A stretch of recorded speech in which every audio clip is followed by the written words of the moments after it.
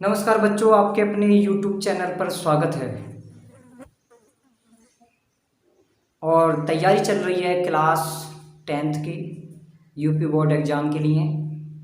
और जो question most हम करा रहे हैं वो बोर्ड एग्ज़ाम में आते हैं और हर साल आते हैं। आइए आज हम जो लेकर आए हैं चैप्टर 3 है दो चर वाले रेखीय समीकरण में ही एक ये मेथड होता है प्रतिस्थापन विधि। प्रतिस्थापन विधि से अगर क्वेश्चन कहा जाए कि इसको सॉल्व करो तो हम उसको प्रतिस्थापन विधि से ही सॉल्व करेंगे। तो आज की जो विधि हम लेकर आए हैं वो प्रतिस्थापन विधि है। यानी प्रतिस्थापन विधि का मतलब ये होता है किसी एक समीकरण से किसी एक चर का मान निकालकर दूसरी समीकरण में रखना ही प्रतिस्थापन विधि कहलाता है। यानी समीकरण 1 या समीकरण 2 से कोई सी भी समीकरण से किसी भी चर का मान या तो x का मान या y का मान किसी समीकरण 1 से निकालकर उसे दूसरी समीकरण में रखना ही प्रतिस्थापन विधि कहलाता है। और यहाँ से हमें x और y की वैल्यू निकालनी पड़ती है। तो आइए चलते हैं। तो समीकरण नंबर यहाँ पर क्वेश्चन नंबर 1 देखेंगे, दिया है समीकरण x प्लस का y बराबर 14, x माइनस का y बराबर 4। अब ये पहली समीकरण बना दिया, इसको हमने दूसरी समीकरण मान दिया। बच्चों मान सकते हैं समीकरण 1 और समीकरण 2, क्योंकि दोनों ही चर समीकरण हैं तो इनका नाम जरूर रखना पड़ेगा, समीकरण 1 और समीकरण 2, नहीं तो ऋण हो सकती हैं ये। तो आइए कोई सी भी समीकरण से, चाहे तो समीकरण 1 से निकाल लो x या y का मान किसी एक का, या समीकरण 2 से निकाल लो, या तो x का मान निकालेंगे या y का, किसी एक चर का निकालते हैं।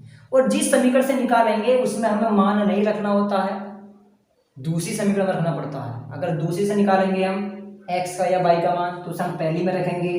अगर पहली से निकालते हैं x या y का मान किसी एक का तो हम दूसरी समीकरण में जाकर रखते हैं। तो आइए चलते हैं समीकरण 1 से निकाल लेते हैं। तो समीकरण 1 से लिखा बच्चों हमने, तो समीकरण 1 है x प्लस का y बराबर 14। अब यहाँ से किसी एक चर का मान निकाल लो, या तो x का या y का। तो आइए निकालते हैं। हमने लिखा x बराबर 14, ये प्लस का y है, इस साइड में लेकर आ रहे हैं तो माइनस का y होता है। समीकरण नंबर 3 बन गई। और ये x का मान भी बन चुका है, ये समीकरण भी बन गई है। तब ये x का मान हम कौन सी समीकरण में रखेंगे? समीकरण नंबर 2 में रखेंगे। ऐसा इसलिए रखते हैं, अगर इसमें 2 में रखते हैं तो यहाँ से कोई रिजल्ट नहीं निकलने वाला, x y का मान निकालना पड़ता है। तो हम x का मान समीकरण 1 में रखेंगे। हमने लिखा है x का मान समीकरण 1 में रखने पर, तो समीकरण 1 में x की जगह 14 माइनस y रखना है।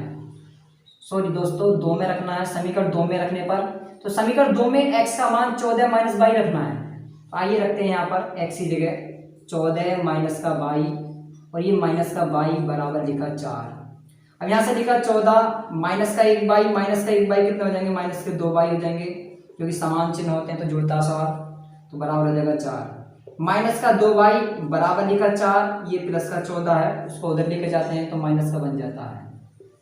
तो यहाँ से क्या बनने वाला है? माइनस का 2y बराबर 4 में से 14 घटाएंगे तो माइनस के कितने बचेंगे? 10। माइनस से माइनस काटते हैं, 2 का पाड़ा पड़ेंगे, 2 एकम 2, 2 पंजे 10, तो y का मान कितना आ जाएगा? 5। अब y का मान किसी भी समीकरण में डाल सकते हैं, चाहे तो समीकरण 1 में डाल दो, चाहे समीकरण 2 में डाल दो, चाहे समीकरण नंबर 3 में डाल दो, ताकि यहाँ से x का मान निकल जाए, इसलिए डालते हैं। तो आइए चलते हैं y का मान समीकरण 3 में रखने पर, समीकरण 3 में y की जगह 5 रखना है। तो आइए चलते हैं समीकरण 3, ये रही x बराबर लिखा 14 माइनस y की जगह हमें 5 डालना है, 5 रखा, x बराबर लिखा 14 में से 5 जाएगा 9। अब यहाँ से x का मान भी निकाल दिया और y का मान भी निकाल दिया, दोनों मानों को हम एक साथ लिखते हैं। लास्ट में हमने लिखा y बराबर 5, तो ये x बराबर 9 लिखा हुआ है, दोनों हमारे क्या हो चुके हैं? ये आंसर हो चुके हैं। तो इस प्रकार से प्रतिस्थापन विधि का हम प्रयोग करते हैं। इस मेथड को, इस तरीके को प्रतिस्थापन विधि कहा जाता है। आइए एक क्वेश्चन और देखते हैं प्रतिस्थापन विधि से। तो क्वेश्चन नंबर 2 देखेंगे इसी को, तो बच्चों समझ में आ रहा होगा। तो आइए क्वेश्चन नंबर 2 देखते हैं। 2 समीकरण को मैं लिख लेता हूँ बच्चों। तो क्वेश्चन नंबर 2 में कहा कि 7x प्लस का 15y बराबर 2। फिर दूसरी समीकरण है x प्लस का 2y बराबर 3। ये क्वेश्चन है, इसमें कहा है कि ये रैखिक समीकरण युग्म हैं, युग्म हैं, रैखिक समीकरण युग्म, दो रेखाएं एक युग्म बनाती हैं, ये वो दो रेखाएं जो युग्म बना रही हैं उनके समीकरण दे रखे हैं। तो इसको हमने पहली समीकरण बनाया, इसको हमने दूसरी समीकरण बनाया। अब इसमें हम प्रतिस्थापन विधि का ही प्रयोग करेंगे। तो प्रतिस्थापन विधि में क्या होता है कि कोई सी भी समीकरण से या तो x का मान निकालेंगे या y का मान निकालेंगे। जिससे मान निकालते हैं उसमें तो नहीं रखते हैं उस मान को, उससे दूसरी वाली समीकरण में रखते हैं। अगर समीकरण 2 से निकालते हैं हम x या y का किसी एक का मान निकालना पड़ता है, तो उसे हम समीकरण 1 में रखेंगे। अगर समीकरण 1 से निकालने हैं तो समीकरण 2 में रखना पड़ेगा। तो आइए चलते हैं समीकरण नंबर कोई सी भी ले लो, यहाँ से किसी से निकाल सकते हो। तो मैंने यहाँ से समीकरण 1 लिखा, तो मैंने लिखा समीकरण 1 से, तो समीकरण 1 में क्या है कि 7x प्लस का 15y बराबर लिखा 2, ये समीकरण 1 है। यहाँ से x का मान निकाल लो या y का, किसी एक का निकालना है, एक चर का मान निकालना है। यहाँ से हमने लिखा 7x बराबर लिखा 2, ये प्लस का है उधर लेके जाएंगे, माइनस का बन जाएगा बच्चों। यहाँ से बनेगा 7x बराबर 2 माइनस का 15y, ये 7 गुणांक है और गुणांक को उधर लेके जाते हैं तो भाग में जाता है। याद है कि समीकरण नंबर 3, और ये x का मान भी बन चुका है। अब ये x का मान कौन सी समीकरण में रखेंगे? समीकरण 1 में तो रख नहीं सकते क्योंकि हमने समीकरण 1 से मान निकाला है, निकालने वाली समीकरण में नहीं रखेंगे बिल्कुल भी। अब ये x का मान समीकरण नंबर 2 में रखेंगे। हमने लिखा x का मान समीकरण 2 में रखने पर, तो समीकरण 2 में क्या करना है बच्चों कि x की जगह 2 माइनस 15y बटे 7 रख देना है, x को हटा देना है। तो समीकरण 2 ये नहीं, देखो यहाँ पर इसमें x की जगह रखना है मान, हमने देखो यहाँ पर रखा 2 माइनस का 15y बटे 7 प्लस का 2y बराबर लिखा 3। अब इसको सोल्व करते हैं बच्चों, 7 को एलसीएम ले लेते हैं तो 7 की गुणा 2y से होगी, याद रखा 2 माइनस का 15y प्लस का 7 दूनी 14y बराबर लिखा 3। अब यहाँ से इसको सोल्व कर लेते हैं और भी, तो लिखा 2 माइनस 15y में से जब 14y घटा देंगे तो 15y माइनस का है, तो माइनस का 1y बचेगा, ये लिख दिया हमने माइनस का 1y, बटे में लिखा 7 बराबर लिखा 3।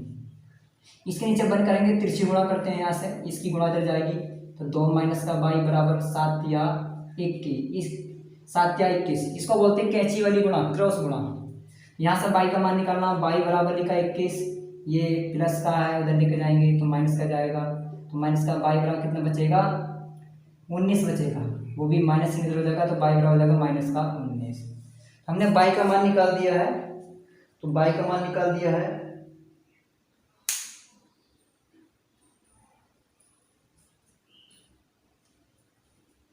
तो ये आ चुका हमारा y का मान।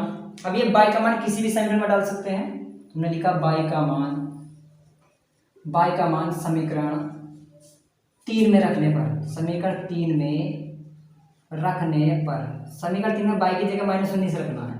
हमने लिखा x बराबर लिखा 2 माइनस 15 गुणा माइनस का 19, y की जगह रखा हमने, और बटे में क्या चल रहा है 7, तुमने लिखा है x बराबर 2 माइनस माइनस प्लस, 15 की गुणा करेंगे 19 से तो 15 नामा 135, 13 बनेगा हासिल का, 15 का 15 और 13 कितना हो जाएगा 28, बटे में आ जाएगा 7। यहाँ से बनेगा x बराबर 2 को जोड़ देंगे तो 200 कितना हो जाएगा 87 बटा 7, 7 से काट सकते हैं, 7 दूनी 14, 7 से नहीं कट गया है, ये आ चुका हमारे आंसर। तो इस प्रकार से हम सॉल्व कर सकते हैं बच्चों।